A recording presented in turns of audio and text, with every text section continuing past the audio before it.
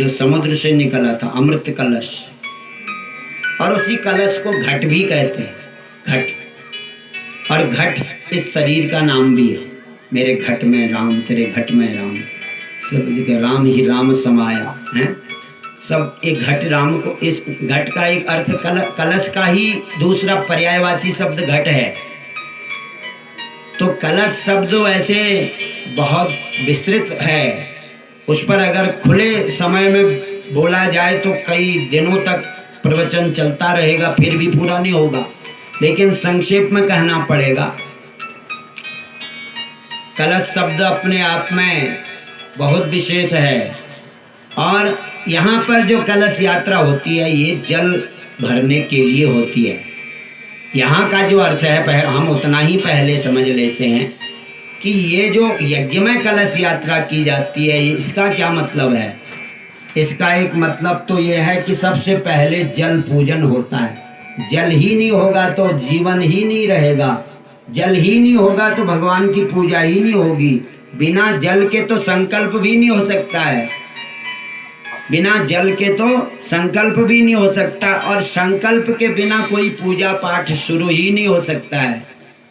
इसलिए कलश पूजन का मतलब है भगवान विष्णु जो वरुण देवता के रूप में प्रकट हुए हैं उनकी पूजा करना।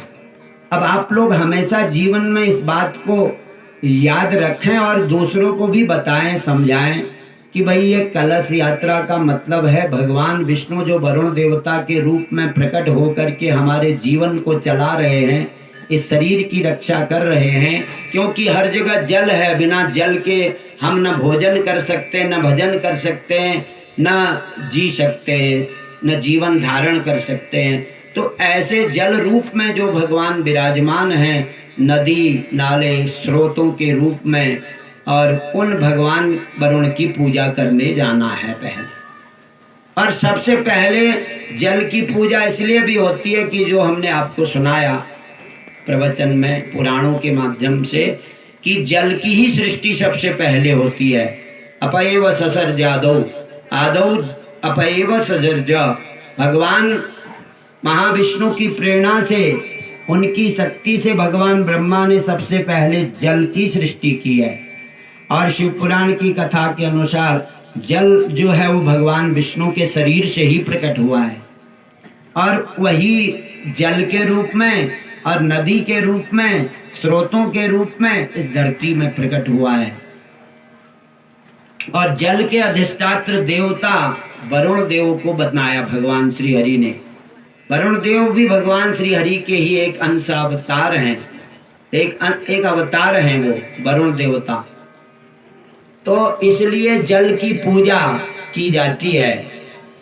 अब इसमें ध्यान रखना चाहिए कि जब जल की पूजा की जानी है तो जो जल हम, क्योंकि आजकल विधर्मी जो राक्षसी स्वभाव के लोग होते हैं वो बड़ा कुतर्क भी करते हैं। अब जब शरीर का पूरा निर्वाह जल से ही होना है तो वही जल हमारी गंदगी धोने के काम भी आता है, शरीर की गंदगी आती। अब विधर्मी क्या कहेगा, वो कहेगा तुम जल को भगवान मानते हो तो उससे गंदगी क्यों धोते हो।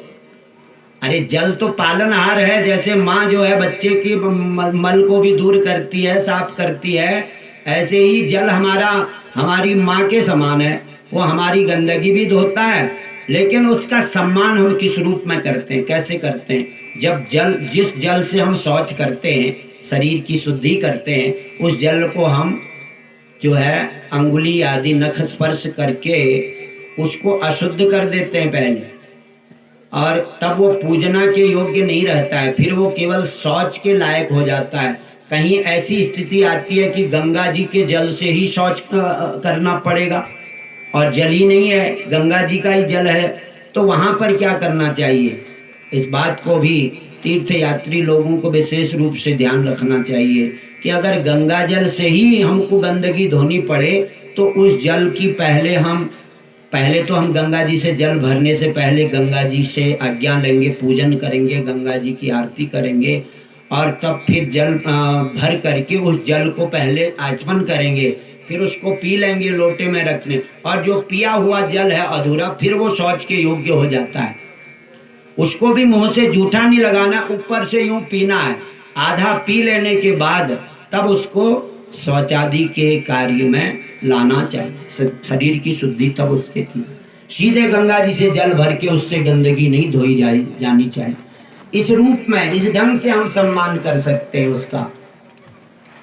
तो कलश वाली बात जहां आई तो फिर जल वाली बात आई, क्योंकि कलश का संबंध सीधे जल से ही होता है। तो जल जीवन है, इस बात को हम सभी जानते हैं। तो ये नियम है।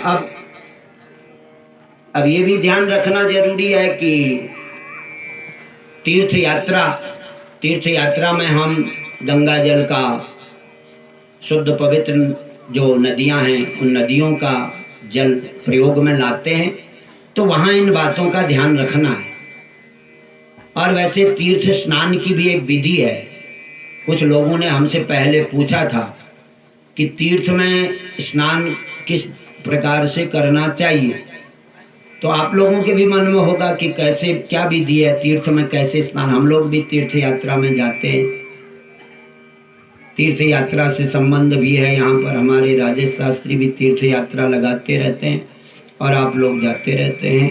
तो तीर्थ यात्रा के नियम भी आपको बहुत सारे बताए होंगे हमारे राजेश जोशी जी ने, और हम भी आपको 2-4 नियम जो हमने सुने हैं हम भी बता सकते हैं कि जो है तीर्थ में स्नान करने की एक विशेष विधि है। और वो विधि क्या है कि